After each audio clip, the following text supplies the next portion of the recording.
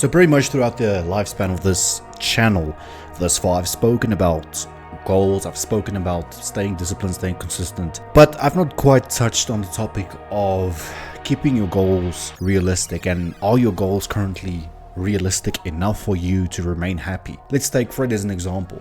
Now, Fred has been our companion for a while now on the channel. We'd like to thank him for his service. He's going to continue to get used and abused pretty much, but anyway. But Fred has set all of these goals for himself in the beginning of the year, and Fred currently is setting goals for 2025. Now, he needs to take into account a number of things. Are his goals realistic?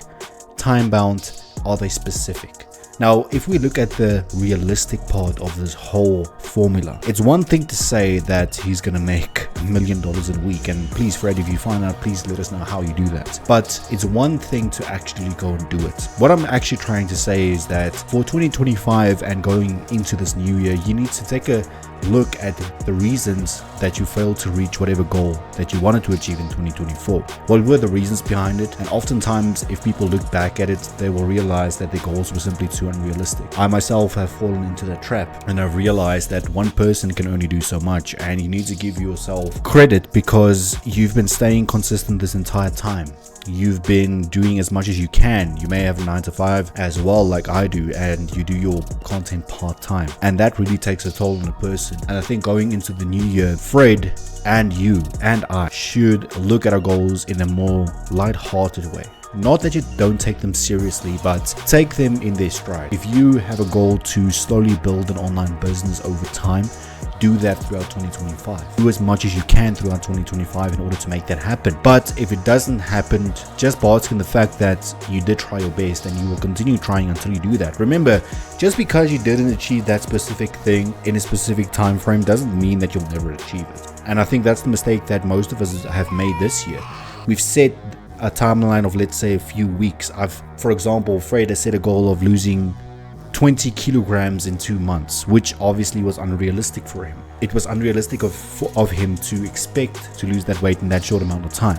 It's just an example that I'm using. But going into the new year, it is essential that we really look back at the drawing board and we ask ourselves, what is it that truly matters? And remember that you need to make time for yourself as well. You need to take care of yourself as well. You need to take care of your health, your family, your loved ones.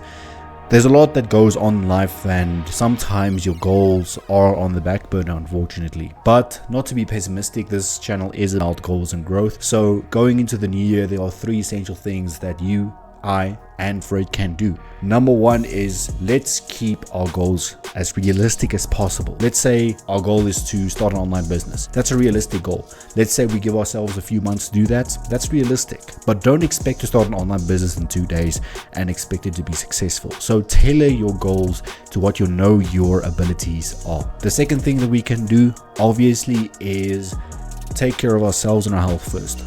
Now, you can't achieve your goals if you're unhealthy. You can't achieve your goals if you're struggling with a health problem or a mental problem or anything along those lines, because that's only going to take away from your productivity. The smart thing to do is make sure that you are mentally and physically in check before starting to pursue those goals. And now, yes, things happen along the way. Yes, you get stressed along the way, but that's all part of the journey. I'm talking about look after yourself and make sure that you are mentally, spiritually, and physically right for the journey ahead, because it's going to take a toll on you. And if you are not fixed up yet, fix yourself, fix those things, and then start pursuing your goals. Number 3, the best thing in 2025 that we can do, including you, including I, and including Fred, is that we need to realize that we can't keep everyone happy.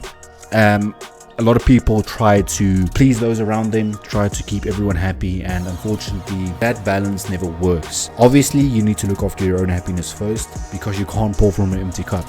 So while you're pursuing these goals and while you're keeping these goals realistic next year going into the new year, it's essential that you realize you are going to upset some people. You are going to upset yourself sometimes, but that's all part of the journey. You need to accept it for what it is and remain focused on the bigger picture. I hope 2025 is a blessed year for you, and I really do believe that you, I, and Fred will achieve all of our goals going into this year. See you next time.